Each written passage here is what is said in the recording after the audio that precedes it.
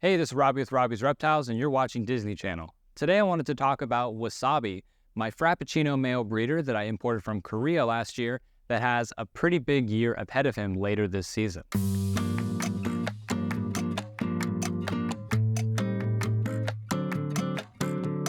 So Wasabi here is an incredible example of extreme Harlequin, high expression lily, high expression drippy. He's also cappuccino. So if you guys don't know, when you mix the cappuccino and lily white gene, it creates this phenotype, a frappuccino, which you could say is an epistatic representation of the two genes combining, making this unique phenotype or look. This is a beautiful example of that. Might I also add, no Dalmatian spots on Wasabi from what I can see. His pattern is honestly so bright. Whenever I film him, I have to change all of my camera settings to compensate for how much his lily pattern reflects light. My cameras have a hard time picking it up.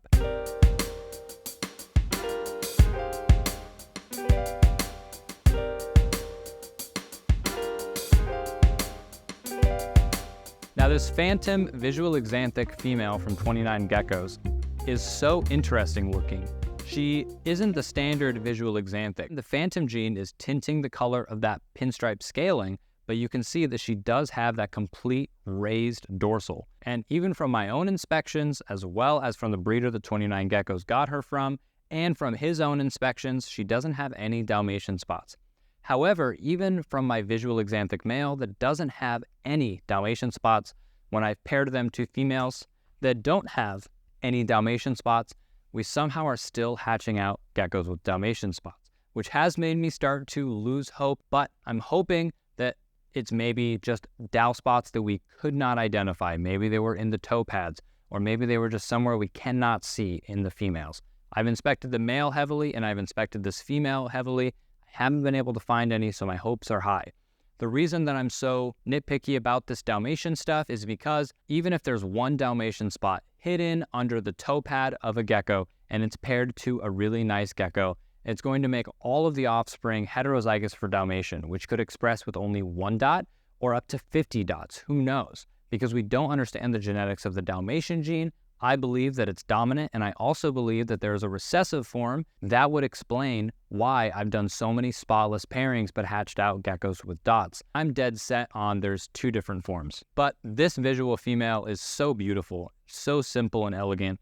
Little bit of pinstriping at the base of the tail, you can see the white, but that phantom gene is tinting the entire back so that they're nice and dark. Her being paired to Wasabi will, 1, prove if he's in fact het phantom. Both of my other cappuccinos have proved to be het phantom, which is great. So if she's able to prove Wasabi out to be het phantom, then that gives Wasabi even more projects that he could be worked into.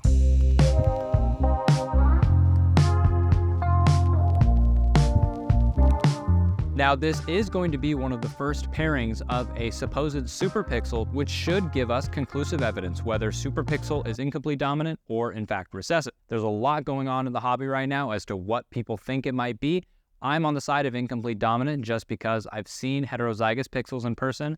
This, what I believe to be a homozygous pixel, and what AC Reptiles believes to be a homozygous pixel, really has me sold. If I was able to hit a Frappuccino pixel on this first attempt at breeding, technically would be only a 25% chance of hitting it, but knowing my luck with cappuccinos and frappuccinos, I'm not getting my hopes up just yet. If she is in fact homozygous pixel, that will make it easy. All of the babies have to be pixel, which is going to be great for at least recreating the gene. What I love about this super pixel female is not only the fact that she's possibly super pixel, is that she has a red base color. And that just means that she has so much more opportunity to be worked into other projects incorporating pixel.